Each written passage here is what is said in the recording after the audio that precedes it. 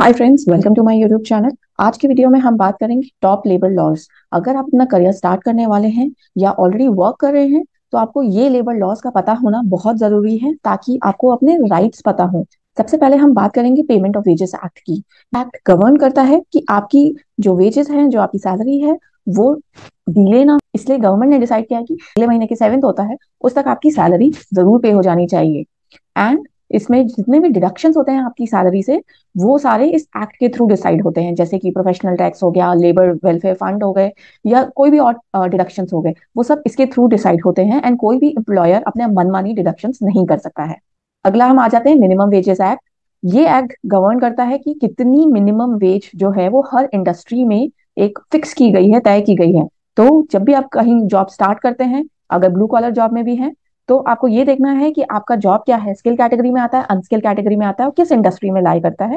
And plus state wise भी ये very करता है।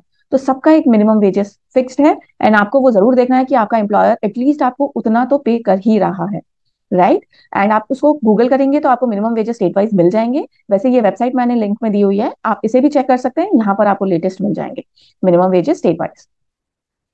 अगला चलते हैं प्रोविडेंट फंड एक्ट के बारे में। ये एक तरह से रिटायरमेंट बेनिफिट्स और सिक्योरिटी प्रोवाइड करता है, क्योंकि गवर्नमेंट जॉब के अलावा बाकी किसी इसमें आपको पेंशन नहीं मिलती है। इसमें ये आपको ऑलरेडी पता होगा, एम्प्लॉय के साइड से जो डिडक्शन होता है वो 12% होता है बेसिक सैलरी का। एंड जो एम्प्लॉयर देता है वो 12%, वो भी 12% होता है, प्लस उसमें कुछ सेस परसेंट 1% के हिसाब से ऐड हो जाता है। एंड लिमिट जो होती है वो 15,000 की, यानी आपका अगर बेसिक 15,000 है तो पीएफ जो है वो मैंडेटरी है। उसके अलावा अगर आपकी उसके ऊपर है तो वॉलंटरी आप डिसाइड कर सकते हैं डिडक्शंस के लिए। बट पीएफ एक इंपॉर्टेंट चीज है, तो इसको जरूर अपने सीटीसी में रखिएगा। नेक्स्ट, हम एम्प्लॉय स्टेट इंश्योरेंस एक्ट के बारे में जानते हैं। ये सबसे इंपॉर्टेंट एक्ट है जो कि डिसाइड करता है कि आपको दो तरह के इंश्योरेंस मिलेंगे। मेडिकल इंश्योरेंस जो कि आपके खुद के लिए होता है और आपकी पूरी फैमिली को भी कवर करता है, और एक एक्सीडेंटल इंश्योरेंस जो कि सिर्फ आपको कवर करता है, राइट। अगर आपकी सैलरी 21,000 बेसिक सैलरी, इससे कम है, तो आप ईएसआईसी के अंडर फॉल होते हैं। एंड आपको इसके बेनिफिट्स जरूर लेने चाहिए। इसमें 4% का टोटल कंट्रीब्यूशन होता है, जिसमें से 0.75% जो होता है वो आपकी सैलरी से डिडक्ट होता है, एम्प्लॉय डिडक्शन होता है। एंड एम्प्लॉयर अपनी तरफ से करता है, जो कि 3.25% होता है। सो ओवरऑल 4% का होता है जो ईएसआईसी अकाउंट में आपके जमा होता रहता है। एंड इसी को आप कभी भी यूज कर सकते हैं जब भी कोई मेडिकल इमरजेंसी आपकी आती है तो। नेक्स्ट है बोनस एक्ट। एक स्टैट्यूटरी कंप्लायंस है जिसमें कंपलसरी बोनस पे करना है एम्प्लॉयर्स को। अगर आपकी सैलरी 21,000 से लेस है तो ये साल में आपको एक बार मिलता है, अराउंड अक्टूबर के around, as a Diwali bonus companies कह के इसको देती है। बट ये बोनस एक मैंडेटरी है, इसे कोई भी कंपनी अवॉइड नहीं कर सकती।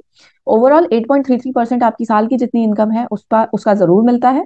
और अगर कंपनी प्रॉफिटेबल है तो ये 20% तक भी जा सकता है, बट वो कंपनी के ऊपर वेरी करता है। 8.33% तो आपको मिलना ही मिलना है। और अगर आपको लगता है कि अभी तक आपकी कंपनी ये नहीं दे रही थी, तो आप जरूर जाके क्वेश्चन कर सकते हैं। नेक्स्ट है ग्रेचुटी एक्ट।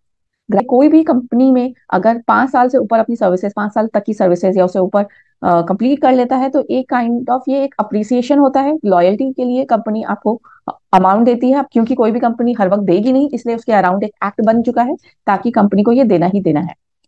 अब ये कितना होता है, कितना फॉर्मूला होता है, ये आपको कमेंट सेक्शन में बताना है, क्योंकि इसके ऊपर मेरी एक पूरी फुल वीडियो आ चुकी है, जिसका लिंक अगर आपने नहीं देखी तो आप देख ले एंड देन मुझे कमेंट में बताइए।